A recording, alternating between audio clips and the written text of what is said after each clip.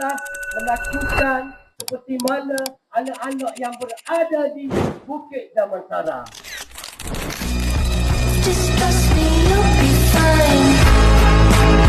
And when I'm back in Chicago, I feel it.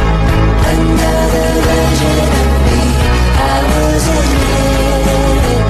I wake up back to the end of beginning. Assalamualaikum warahmatullahi wabarakatuh. Salam Malaysia Madani. Salam membaca Puakasa Pendidikan. Salam Kuala News Cemerlang. #Indahnya Bila Ilmu Mengalir. Nama saya Muhammad Hafifah Muhammad Hanifi selaku pengacara TVPSS Sekolah Bahasa Bukit Wan akan mengacarakan TV B1 pada episod kali ini. Pada tanggal 30 April 2026, tepat jam 8 malam, berlangsungnya Mesyuarat Agung PIBG kali ke-46 dalam suasana penuh harmoni dan semangat kebersamaan. Ibu bapa dan penjaga mula hadir, mendaftarkan kehadiran melalui imbasan kod QR sebagai tanda komitmen terhadap pendidikan anak-anak. Majlis dimulakan pada jam 8.30 malam dengan penuh tertib.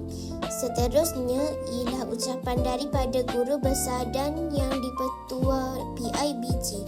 Keduanya menzahirkan harapan agar kerjasama erat antara ibu bapa dan pihak sekolah terus diperkukuhkan demi kecemerlangan murid.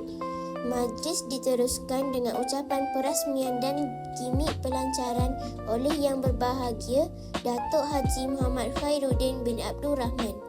Perasmian ini menjadi simbolik kepada komitmen bersama dalam memperkasa pendidikan. Turut berlangsung penyampaian insentif kepada murid cemerlang UPKK. Diikuti penyampaian CJ penghargaan kepada ahli jawatan kuasa PIBG serta individu yang telah berjasa. Cendera mata turut disampaikan sebagai tanda penghargaan kepada tetamu jemputan. Seterusnya, pembentangan minit mesyuarat yang lalu, laporan aktiviti serta penyata kewangan dibentangkan dengan telus. Agenda seterusnya menyaksikan pembubaran ahli jawatan kuasa PIBG sesi 2024-2025 dan pelantikan barisan AJK baharu bagi sesi 2026.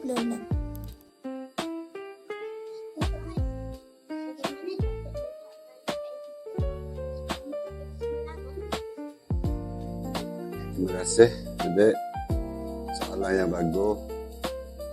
Dan sebagai pelajar sekolah rendah, saya rasa adik berani untuk bertanya.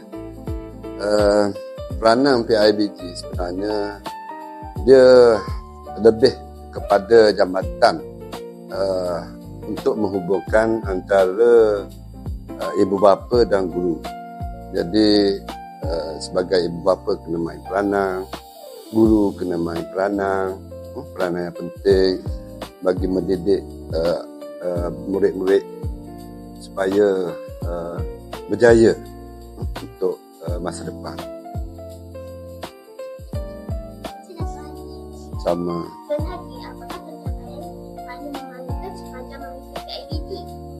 Ya, terima kasih.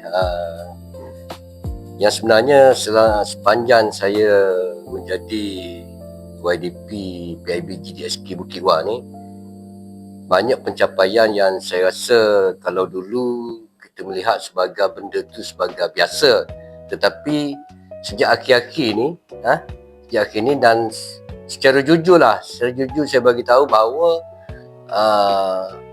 pada tahun ni 2026 ni bermula Januari dan sekarang ni sampai bulan Mac, saya melihat satu pencapaian yang cukup membanggakan, iaitu yang mana SK Bukit Wan yang mana diterajui oleh guru besar kita Cikgu Amir telah membuat satu anjakan paradigma yang betul-betul boleh membuka mata sekolah-sekolah yang berada di daerah penerus.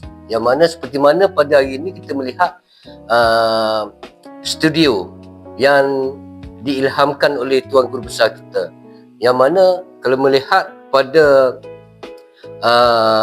apa yang ada di studio ni, seolah-olah kita bukan berada di Bukit Wan. Maknanya kita dah sekarang ni berada duduk sama rendah dan berdiri sama tinggi dengan sekolah-sekolah yang lebih hebat di Kuala Nerus.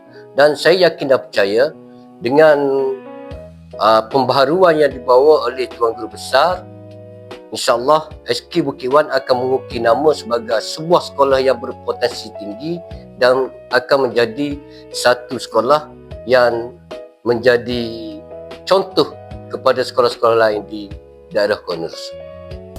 Terima kasih kerana sudi menonton B1 TV. #indahnya bila ilmu mengalir.